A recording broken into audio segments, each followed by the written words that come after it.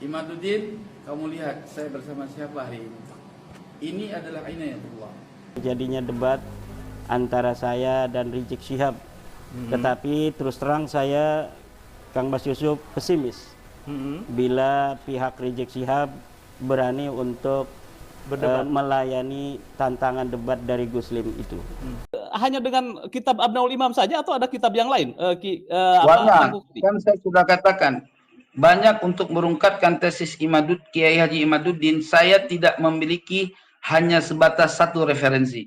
Saya menghadirkan 102 sumber referensi di dalam mensahihkan nasab Ba'alwi. Sementara Kiai Haji Imad di dalam tesisnya hanya bersumber dari tidak lebih dari 30 jumlah kitab ke bawah. Katanya kitabnya Tengku ada 100 berapa? 102 kitab untuk mempertahankan 102 kitab. Ba'alawi. Itu Hanif Alatas itu 180 kitab. Tengku itu 102 kitab, masih kalah itu. Kalau dia ada kitab abad ke-5, ke-6, ke-7, semalam itu sudah dikatakan kepada Dr. Ribut. Tetapi kenapa tidak mengatakannya? Karena hanya Abnaul Imam yang dia punya kitab palsu itu.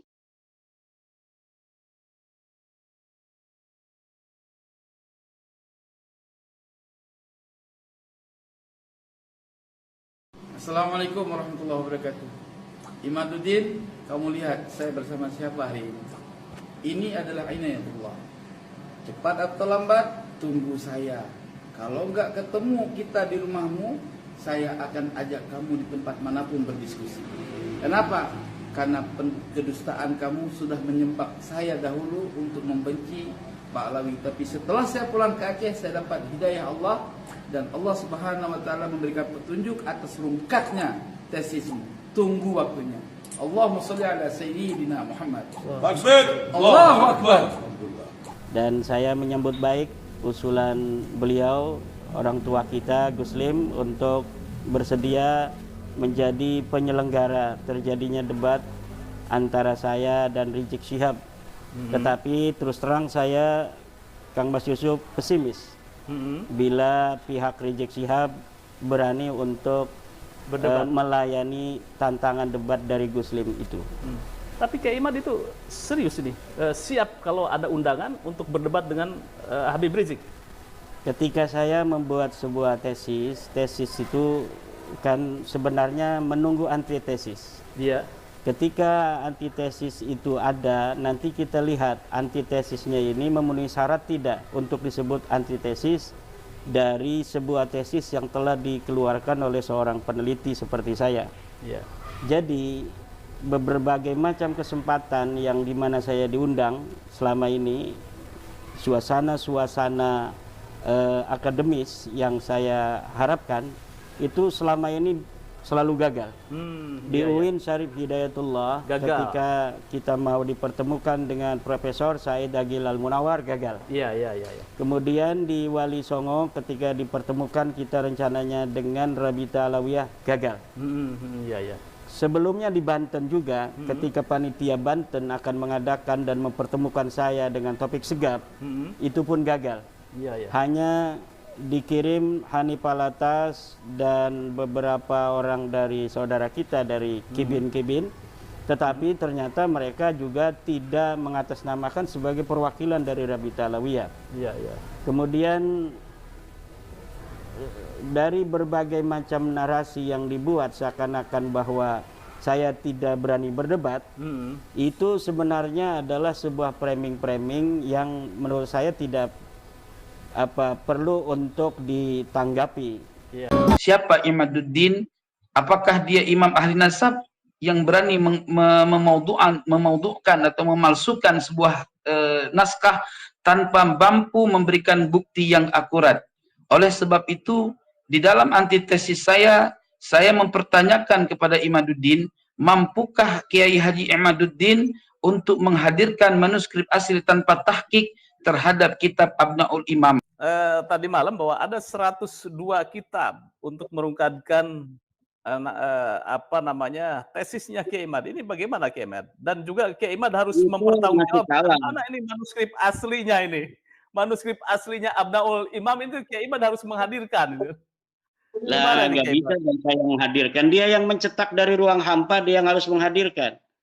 Kita ini membaca orang yang hidup di tahun 2021 kan, itu Yusuf Jamulel itu hidupnya 2021, meninggal baru dia itu. Kemudian mengaku menemukan kitab namanya Abnaul Imam dari ruang hampa tanpa menghadirkan manuskripnya. Kemudian diasosiasikan ulama yang ada di abad kelima yang namanya Yahya Abul Muammar, Toba 478 Hijriah, yang harus memberikan bukti bahwa dia mencetak itu berdasarkan sebuah manuskrip itu dia, bukan saya. Mana itu Yusuf Jamulel? Kalau udah meninggal, kan dia udah meninggal, diberitakan di internet. Mungkin ada anaknya, mungkin ada muridnya. Kan Jamulel di Indonesia juga ada. Silakan itu Jamalul yang ada di Indonesia, Bel itu keluarga Yusuf Jamulal yang ada di Riyadh, mana manuskrip Abnaul Imam? Kita serahkan, kita tunjukkan kepada Kiai Imam. Kita akan lihat bersama-sama itu manuskripnya. Saya yakin tidak ada manuskripnya, kecuali malam ini dia dengarkan, saya ngomong ini, mulai ditulis itu. Kan ada kitabnya tuh sekarang cetakannya. Ditulis versi tulisan tangannya, kemudian dikucak-kucak pakai kopi, seperti beberapa kejadian yang telah terjadi dengan kitab-kitab yang dicetak juga oleh Balawi seperti itu. Al-Jauhar Safaf itu yang dikatakan karya Al-Khatib 850 Hijriah, itu baru ditulis manuskripnya 40 tahun yang lalu. Kemudian diasosiasikan punya Al-Khatib yang ada di 850 Hijriah meninggal. Ini juga sama. Tetapi kalau Abnaul Imam ini mereka belum punya versi tulis tangannya mereka itu. Nggak sempat kali, nggak ada yang seperti 20 tahun lalu ada yang suka nulis. Katanya kitabnya Tengku ada 100 berapa? 102 kitab untuk mempertahankan 102 kitab. Ma'alawi Itu masih dan kalah. siap 7 hari 7 Itu malam masih diskusi ya, kalah Pak. dengan Hanif Alatas yang ada 180 kitab. Hanif Alatas itu 180 kitab. Tengku itu 102 kitab, masih kalah itu. Kalau dia ada kitab abad ke-5, ke-6, ke-7, semalam itu sudah dikatakan kepada Dr. Ribut. Tetapi kenapa tidak mengatakannya? Karena hanya Abnaul Imam yang dia punya kitab palsu itu. Kenapa misalnya sebenarnya saya ini dilarang oleh banyak teman-teman untuk menanggapi Tengku Qori. Tetapi saya kira kalau tidak ditanggapi itu nanti masyarakat awam itu akan mengira apa yang dinarasikan Tengku itu betul gitu. Nah, sekarang ini saya sudah mengatakannya dan silahkan diverifikasi semua orang yang bisa baca kitab. Kemudian apa yang telah saya sampaikan tadi dilihat kitabnya, oh ternyata betul. Apa-apa yang telah saya sampaikan bahwa satu Abnaul Imam adalah kitab palsu, bukan hanya saya yang mengatakannya, tapi juga seorang ahli nasab Al-Qaraja dalam kitabnya Al-Kafil Muntakhab halaman 106. Kemudian bahwa Syaraf Shah ini adalah orang yang ada di abad ke-6 dalam kitab Pendapat Talib halaman 225. Itu kan narasi yang paling hebat kemarin, yang disampaikan Tengku, yang dia yang sudah persiapan itu menanyakan pada Dr. Ribut. Dr. Ribut tidak persiapan tentang hal-hal yang seperti itu. Walaupun seorang doktor yang cerdas, Dr. Ribut, tapi kalau memang tidak pernah membaca hal itu, ya coba mana kamu? Nggak bisa. Nah, itu tidak menunjukkan bahwa Dr. Ribut itu kemarin itu kalah atau Dr. Ribut itu tidak mengerti. Tetapi memang cara berdebat itu, maka kata saya, dalam masalah nasab, kita bukan mencari siapa yang menang dalam berdebat, tetapi siapa yang dalilnya kuat.